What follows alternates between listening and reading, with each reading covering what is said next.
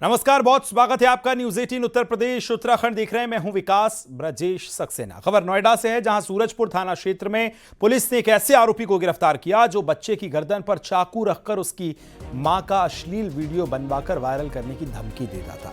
महिला का आरोप है कि वीडियो को आरोपी ने उसके पति के पास भी भेजा है।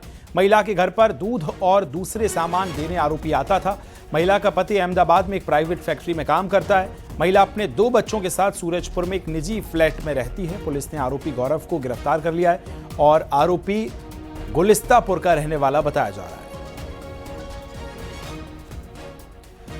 तो वीडियो बनाकर ये ब्लैकमेल करता था, धमकी देता था। नोएडा पुलिस ने आरोपी को गिरफ्तार कर लिया, हिरासत में ले लिया है।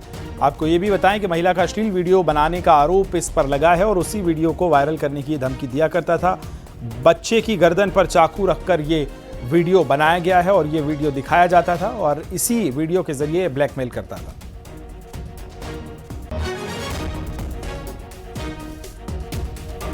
हालांकि नोएडा पुलिस ने इस आरोपी को हिरासत में ले लिया है, गिरफ्तार कर लिया है और साथ ही धमकी देने वाला ये आरोपी गिरफ्तार हुआ है।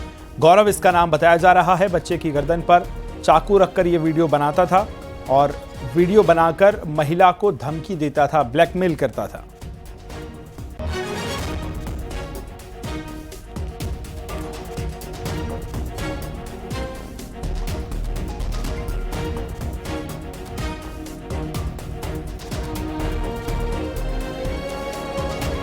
खबर को विस्तार देंगे सहयोगी हिमांशु, ज्यादा जानकारी के साथ जुड़ गए। हिमांशु, महिला के पति को ये अश्लील वीडियो भेजता था, ब्लैकमेल करता था, क्या है पूरा मामला? बिल्कुल, देखिए आपको बता दें ये पूरा प्रकरण सूरजपुर थाना क्षेत्र का है, जहां पर एक जो कि उसके घर पे एक दूध सप्लाई करने वाला युवक लगातार आता था और महिला उससे कुछ घर के घरेलू सामान भी मंगा लिया करती थी। लिहाजा उसका घर में आना जाना था और चूंकि पति जो है वो बाहर रहता था और प्राइवेट नौकरी करता था, लिहाजा इस युवक को ये भी पता था और जो एफआईआर दर्ज कराई गई है उसके मुताबिक ये बताया गया कि युवक एक दिन जोर जबरदस्ती से घर में घुसा और बच्चे के गर्दन पर सोते हुए बच्चे के गर्दन पर इसने चाकू रखा और महिला के अश्लील वीडियो बनाए और उसके बाद अश्लील हरकत करने की कोशिश की थी। लिहाजा लगातार विरोध किया गया और इस युवक ने जोर जबरदस्ती करने की भी कोशिश की और ब्लैकमेलिंग के तहत पति को वीडियो भी भेजा। लिहाजा इस पूरे प्रकरण में अब पुलिस ने मुकदमा दर्ज किया, आरोपी को गिरफ्तार करके जेल भेज दिया है। लेकिन सोर्स ये भी बताते हैं कि पुलिस जो है वो इस एंगल पे भी जांच कर रही है कि जो दूध वाला था और जो महिला है, दोनों के बीच में प्रेम प्रसंग है कि नहीं। इस एंगल पे भी फिलहाल पुलिस जांच कर रही, लेकिन एफआईआर दर्ज करके आरोपी को गिरफ्तार कर जेल भेज दिया गया है। ठीक है हिमांशु, नजर रखिएगा। फिलहाल शुक्रिया जानकारी के लिए।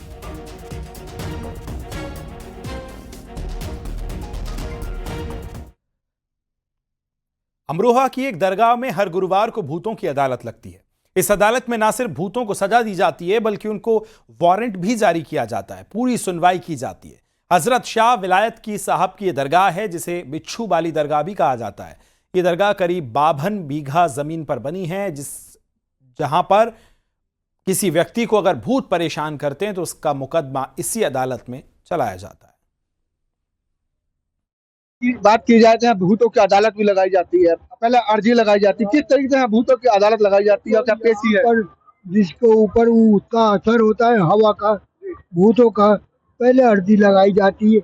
फिर अर्जी में किस तरीके से अर्जी लगाता है? कैसे हम अपना फरियादी आएगा जो परेशान है भूत प्रेत, किस तरीके से वो यहाँ पर आएगा? भाई अब वो आया, हमसे बोले कि भाई हमने बहुत इलाज कर लिया मगर दवा काम नहीं कर रही है। उसके ऊपर का मसला होता है, वो दवा नहीं लगने देता है। तो वो जब हार के यहाँ आते हैं, जब दवा नहीं लगती है तो दुआ लगती है। हम अर्जी बनाते हैं और अर्जी बनाएंगे, उनके माँ का, बाप का, बच्चों का, बीबी का, सबका नाम उसमें लॉक करेंगे, लिखेंगे। उसके बाद गांव पूछेंगे, गांव कौन सा है, थाना कौन सा लगता है, तुम्हारा तहसील कौन सा लगता है, तुम्हारा जिला कौन सा लगता है, सब कुछ उसमें अर्जी में लॉक कर दिया जाता है और बाबा के पास को भेज दिया जाता है। वो बाबा से फरियाद करता है, बाबा मैं बहुत नाम सुन के आया हूँ आपका, बहुत परेशान हूँ, जो कुछ भी बवाल है, बाबा जहाँ से आया वहीं चला जावे, अल्लाह से दुआ कर दो बाबा मैं ठीक हो जाऊँ, मैं तो आपके नाम सुन के आया हूँ। वो बांधी जाती है पेड़ में। सोनभद्र के ओबरा थाना क्षेत्र में परसोई गांव में भूत प्रेत की आशंका में महिला की हत्या का आरोप लगा, जबकि पति गंभीर रूप से घायल हो गया है। स्थानीय लोगों की सूचना पर मौके पर पहुंची पुलिस ने घायल पति को अस्पताल में भर्ती कराया। बताया जा रहा है कि एक पक्ष के 6 लोगों ने कुल्हाड़ी से वार कर एक बुजुर्ग महिला की, जिसका नाम रजवंती रखवार है, उसकी हत्या कर दी। वहीं बीच बचाव करने आए पति को भी कुल्हाड़ी से घायल कर दिया है।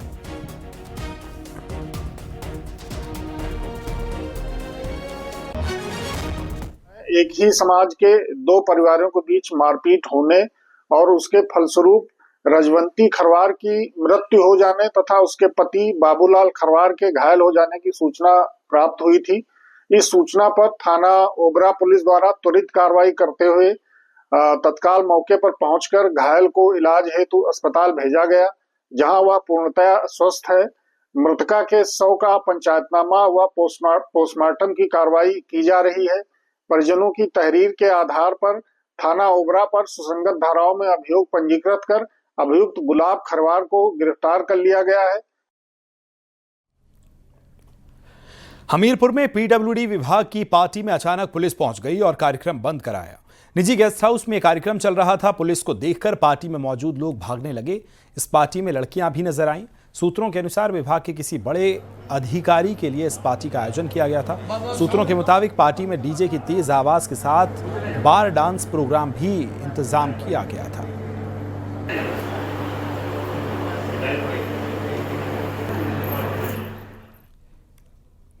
कौशाम्बी में पुलिस ने एनकाउंटर के बाद ग्राम प्रधान को अरेस्ट कर लिया है। एनकाउंटर के दौरान सद्दाम के पैर में गोली लगी है और वो घायल हो गया। उसके कब्जे से तमंचा और कारतूस भी बरामद किए हैं। जानकारी के मुताबिक ये वही सद्दाम हुसैन है जिसने अपने गुर्गों के साथ दिन दहाड़े एक व्यक्ति को बड़ी बेरहमी से पीटा था। पुलिस इस मामले में सद्दाम हुसैन समेत 10 गुर्गों के खिलाफ FIR दर्ज कर तलाश में जुट गई थी। पुलिस ने रिकॉर्ड के मुताबिक दबंग प्रधान सद्दाम हुसैन के खिलाफ पहले से कई आपराधिक मुकदमे दर्ज भी हैं। में आम के बाग की तरफ भागने लगे और जब पुलिस टीम द्वारा उनका पीछा किया गया तो उनके द्वारा पुलिस टीम के ऊपर जान से मारने की नीयत से फायर किया गया। पुलिस द्वारा उनको सरेंडर करने के लिए कहा गया, लेकिन उन्होंने पुनः पुलिस टीम के ऊपर जान से मारने की नीयत से फायर किया। पुलिस द्वारा आत्म सुरक्षा तथा जवाबी कार्रवाई में फायर किया गया, जिसमें एक गोली एक अभियुक्त के पैर में लगी और कुछ अभियुक्त जो है वो भागने में सफल रहे। काफ़ी अंधेरा था। जो घायल अभियुक्त है उसने अपना नाम सद्दाम बताया है। जो पीलीभीत में पुरानी रंजिश के चलते 2 पक्ष आमने सामने आ गए और उनके बीच खूनी संघर्ष हो गया। दोनों तरफ से जमकर लाठी डंडे और बांके चले हैं। इस मारपीट में 14 लोग घायल हुए। पुलिस के मुताबिक एक पक्ष के 5 लोग, दूसरे पक्ष के 9 लोग घायल हुए हैं। यह खूनी संघर्ष में एक व्यक्ति की उंगलियां काट दी गई हैं। पुलिस ने सभी घायलों को CSC जहानाबाद में भर्ती करा दिया गया है। नाम है मेरा, बाकरगंज नवादा कंजा का रहने वाला हूँ और मतलब ये छोटे शराफत गैंगस्टर के आदमी हैं। ये लोग गांव में हफ्ता वसूली करते हैं और अगर हफ्ता वसूली देने से इनकार किया हम लोगों ने तो इन लोगों ने हम पे चाकू, तलवार, तमंचा और भाला बंकाओं से वार किया। मेरा हाथ का अंगूठा अलग काट दिया और भी 4-5 लोग घायल हैं जो अस्पताल में इतने टाइम एडमिट हैं। बुलंदशहर के थाना छतारी क्षेत्र में बाइक सवार पर नीम का विशाल पेड़ गिर गया। हादसे में बाइक सवार की मौके पर ही मौत हो गई। बताया जा रहा है कि बारिश के चलते नीम के पेड़ के नीचे ये लड़का खड़ा था, उसी दौरान यह हादसा हो गया। CCTV में हादसे की तस्वीर भी कैद हो गई है।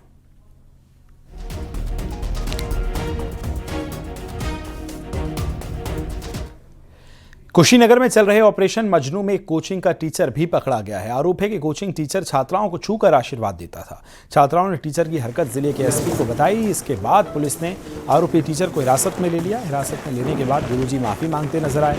दरअसल कुशीनगर पुलिस ने जिले में स्कूल कॉलेज के आसपास मंडराने वाले और महिलाओं को छात्राओं से छेड़छाड़ी करने वाले के खिलाफ अभियान चलाया, जिसका नाम ऑपरेशन मजनू है। इस अभियान में अब तक लगभग 300 से अधिक लोग हिरासत में लिए गए। पुलिस से माफी मांगने के बाद उसको रिहा कर दिया गया है।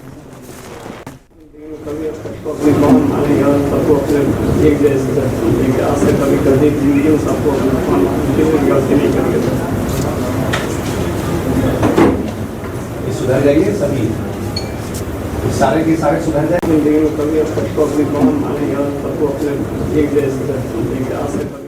जनपद कुशीनगर में मिशन शक्ति और ऑपरेशन मजनू का जो अभियान चल रहा है, उसी के अंतर्गत कल मेरे द्वारा अपनी टीम के साथ में बुद्धा इंटर कॉलेज कसिया क्षेत्र में संवाद कायम किया गया था और वहाँ जो छात्राएं थी उनसे बात करके उनसे जो शिकायतें हैं वो हमने प्राप्त किया था और वहीं पे टीमों का गठन मेरे द्वारा किया गया था सीओ कसिया साहब के नेतृत्व में। उस पर कार्रवाई करते हुए आज 6 लोगों को जो मनचले हैं उनको पकड़ के उन पर कार्रवाई किया जा रहा है। देवरिया के एक मॉल और मार्ट में धर्मांतरण और यौन शोषण का गंदा खेल चल रहा है। इसका खुलासा वहां पर काम करने वाली एक लड़की ने किया है। पीड़ित लड़की का भी धर्मांतरण कराने की कोशिश हुई। आरोप है कि उसका कई बार यौन शोषण किया गया। इसके चलते उस लड़की ने वहां पर काम करना छोड़ दिया। पीड़ित लड़की ने एसपी से इसकी शिकायत दर्ज कराई है, जिसके बाद एडिशनल एसपी स्तर के अधिकारियों को जांच के आदेश दिए गए हैं। पीड़ित लड़की ने आरोप लगाया है कि वो मॉल के मालिक उस्मान गनी और उसकी पत्नी से उसका साला मिलकर धर्मांतरण का गंदा खेल खेल रहे थे। मॉल मालिक की पत्नी विदेश में लग्जरी लाइफ जीने का सपना दिखाती थी, जिससे भोली भाली हिंदू लड़कियां फंस जाती थी।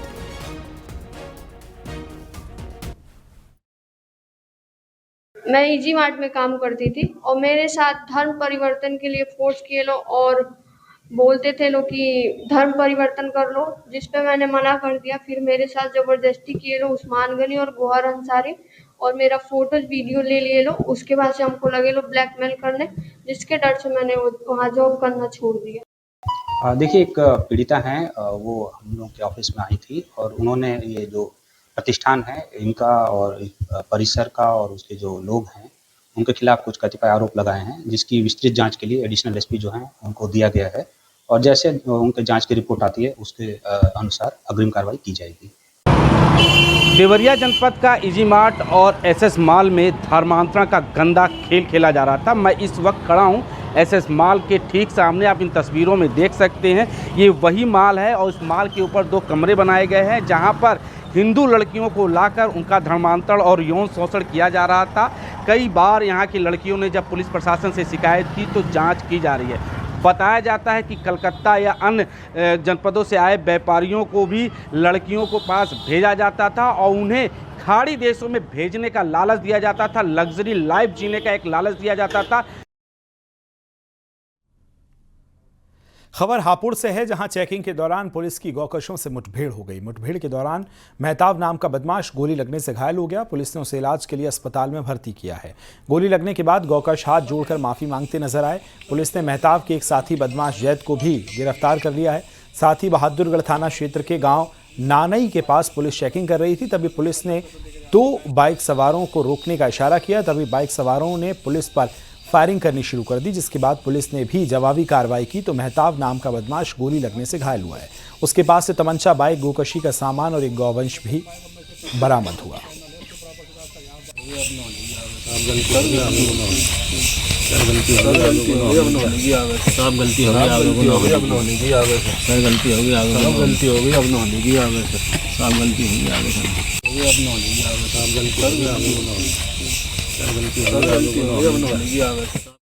करीब 7 बजे थाना बहादुरगढ़ पुलिस की गोकशों से मुठभेड़ हुई है, जिसमें एक गोकश मेहताब के दाहिने पैर में गोली लगी है।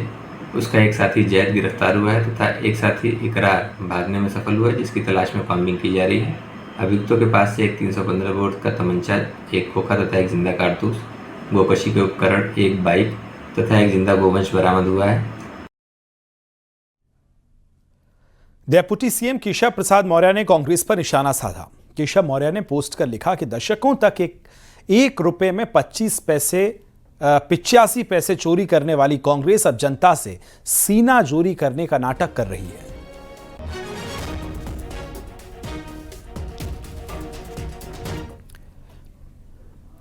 एबीवीपी ने मंत्री ओपी राजभर को लीगल नोटिस भेजा। बाराबंकी लाठीचार्ज मामले में राजभर की टिप्पणी को लेकर यह नोटिस भेजा गया, जिसमें राजभर को अगले 5 दिन में सार्वजनिक मंच से माफी मांगने को कहा गया है।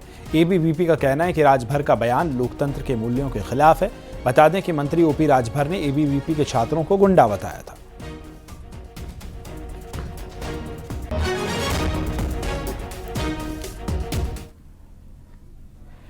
बाराबंकी में एबीवीपी कार्यकर्ताओं पर लाठीचार्ज के मामले में रिपोर्ट सरकार को सौंप दी गई है। सीएम योगी के आदेश पर हो रही जांच को आईजी प्रवीण त्रिपाठी ने सरकार को रिपोर्ट सौंपी है। रिपोर्ट के बाद कार्रवाई हुई है। एसआई गजेंद्र विक्रम सिंह सस्पेंड किए गए। हेड कांस्टेबल पवन यादव, सौरभ सिंह और कांस्टेबल विनोद यादव भी सस्पेंड कर दिए गए। हाईकोर्ट में एबीवीपी की तरफ से जनहित याचिका दायर की गई है।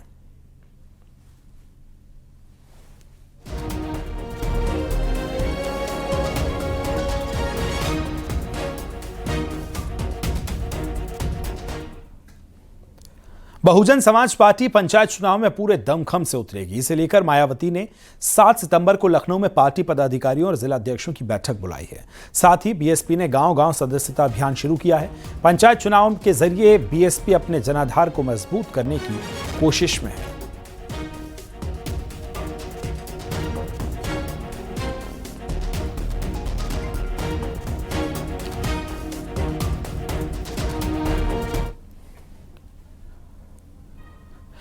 नोएडा में शेयर बाजार में निवेश के नाम पर कोस्ट गार्ड अफसर से ठगी की गई है। साइबर अपराधियों ने ठगों ने कोस्ट गार्ड अधिकारी से 85 लाख रुपए ठग लिए। सेक्टर 52 के रहने वाले कोस्ट गार्ड अधिकारी कल्पित दीक्षित इस पूरे ठगी का शिकार हुए हैं। सोशल मीडिया पर लिंक के जरिए ठगी की गई थी। साइबर अपराधियों ने उन्हें शेयर बाजार में इन्वेस्ट करने के बाद मोटे मुनाफे का लालच दिखाया था। 26 अगस्त तक 28 बार ये 85 लाख रुपए निवेश करा लिए गए, जो पोर्टफोलियो पर 5.5 करोड़ रुपए दिखाने लगा। जब उन्होंने रकम निकालने की कोशिश की तो 15% टैक्स के रूप में और मांगे गए, और जब उन्होंने रकम देने से मना किया तो साइबर ठगों ने संपर्क तोड़ दिया। पीड़ित की शिकायत पर साइबर क्राइम थाना पुलिस ने एफआईआर दर्ज कर दी।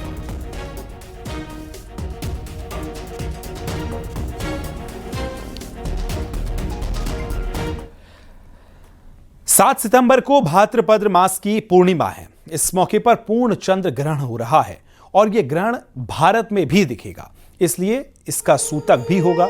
सूतक काल से पहले धार्मिक आयोजन, पूजा पाठ 9 घंटे पहले से बंद हो जाते हैं। इसी के चलते वाराणसी के दशामेश्वर घाट पर होने वाली गंगा आरती शाम की जगह अब दोपहर में होगी। दोपहर 12 बजे गंगा आरती की जाएगी।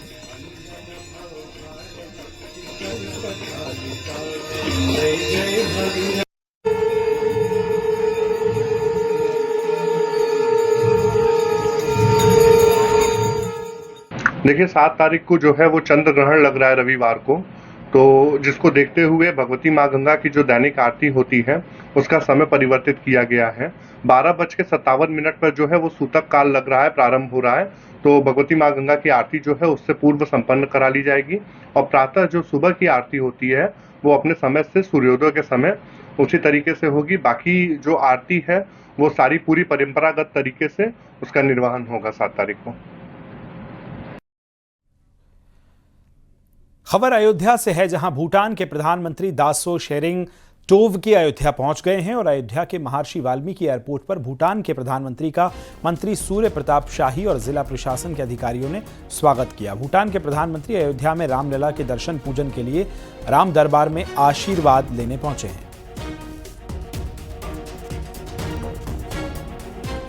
तस्वीरें आप देख रहे हैं, अयोध्या में भूटान के प्रधानमंत्री पहुंचे हैं रामलला के दर्शन के लिए और लिहाजा जिला प्रशासन के अधिकारियों ने और मंत्री ने उनका स्वागत किया है। एयरपोर्ट की ये तस्वीरें हम आपको दिखा रहे हैं। अयोध्या भूटान के प्रधानमंत्री रामलला के दर्शन के लिए पहुंचे हैं।